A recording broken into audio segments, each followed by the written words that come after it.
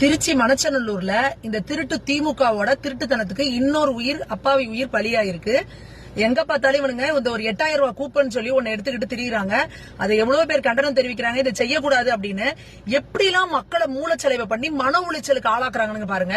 அங்க திருச்சியில அந்த லால்குடி பகுதியில போய் இவங்க வந்து இந்த 8000 ரூபாய்க்கு அந்த கூப்பனை கொடுத்திருக்காங்க. அந்த பொண்ணு அங்க இருந்து வந்து ஏங்க எனக்கு 8000 ரூபாய் கூப்பன் கொடுக்கலன்னு சொல்லி கேட்டிருக்கு. அதுக்கு அந்த பொண்ணு அந்த பட்டியலினத்தை சேர்ந்த சகோதரி அந்த பொண்ணை வந்து ஜாதி பேரெல்லாம் சொல்லி திட்டி கண்டபடிக்க பேசியிருக்காங்க. அதுல மன உளைச்சல் தாங்க முடியாம அந்த பொண்ணு போய் தற்கொலை பண்ணி செத்து போயிருக்கு. அப்ப இந்த உயிருக்கு யார் பதில் சொல்லுவா? இந்த திமுகவுக்காக இன்னும் எத்தனை உயிர்களை நம்ம தமிழ்நாட்டுல பலி கொடுக்கணும்? இந்த பின அரசியல் பண்ற திமுகவை தமிழ்நாட்டுல இருந்து தூக்கி எறியணும் மக்கள்.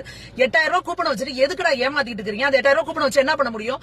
அதுக்கப்புறம் நீங்க திருப்பி அந்த 8000 அந்த நீங்க கொடுக்குற கூப்பனை கொண்டு கொடுத்தா 8000 ரூபாய் கொடுப்பாங்களா? 8000 ரூபாய்க்கு பொறுப்பு கொடுப்பாங்களா? எதுக்கு மக்களை வந்து இப்படி ஏமாத்துறீங்க? இதுக்கு அப்படியே ஓட வச்சு அலக்கலிய வச்சு எதுக்கு இப்படி மக்களை டார்ச்சர் பண்றீங்க? இந்த மாதிரி திமுக காரங்க எல்லாத்தையும் வந்து துரத்தி அடிக்கணும். கும்பகோணத்துல இதை பத்தி கேள்வி கேட்ட இளைஞர்களை வந்து அடிச்சு துரத்துறாங்க. இல்ல ரவுடிகளை வச்சுக்கிட்டு ரவுடி ராஜ்யம் பண்ணிட்டு மிரட்டி வந்து மக்கள்கிட்ட ஓட்டு வாங்கிடலான்ற திமுதண்டத்துல வந்து திமுக தெரிஞ்சுக்கிட்டு இருக்கா அப்படின்றது வந்து ஒண்ணும் புரியல. நாங்க தான் சமூக நீதி காவலர்கள், அப்படியே பட்டியலின மக்களுக்கு ஒண்ணுன்னா அப்படின்னு சொல்ற திமுகவோட சமூக நீதி லட்சணம் பாருங்க. எங்க பார்த்தாலும் பட்டியலின மக்களை, திருவாரூர்ல கூட இதே பிரச்சனை தான். பட்டியலின மக்களை ஜாதி சொல்லி திட்டுறது திமுகவோட மாவட்ட செயலாளரும் அவரோட அண்ணன் பையனும் ஜாதி சொல்லி திட்டுறது, பட்டியலின இளைஞர்களை கேள்வி கேட்ட அவங்களை அடிக்கிறது, இந்த மாதிரி திமுரு ஜாதி திமுரு பிடிச்சவங்க அத்தனை பேரும் திமுக போய் உட்கார்ந்துகிட்டு நீங்க பேசுறது ஃபுல்லா சமூக நீதி. விசிகால கூட்டணியில இருக்கிறாருல திருமாவளவன் வாயை திறந்தாரா? எங்க வாயை திறந்து பேசுங்க.